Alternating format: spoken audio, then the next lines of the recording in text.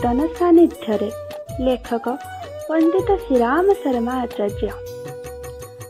ऋषि चिंतन सानिध्य ग्रंथटी परम पूज्य गुरुदेव विचार गुड़िकर प्रस्तुतिकरण मात्र।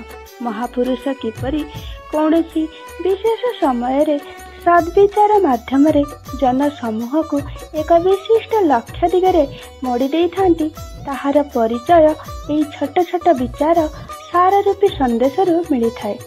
अखंड ज्योति पत्रिकार सन 1940 रु सन 1966 पर्यंत प्रकाशित लेखागुड़िक मध्यरु महत्वपूर्ण चिंतन परक विचार गुड़िकर संकलन यही ग्रंथ रे करा जायछि।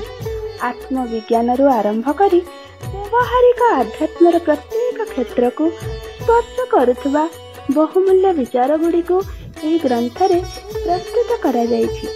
विभिन्न विषय उपरे विचार गुड़िक पढ़ी मन विधेयात्मक चिंतनर गंगात्रीरे बुड़ीबाकु लागे। आज एही भली सद्विचार गुड़िकर प्रवाहर आवश्यकता अछि जहा कलिजुगर सूक्ष्म जगत रे संव्याप्त प्रदूषित प्रवाह सहित जुझिबार सामर्थ्य देई पारिबो।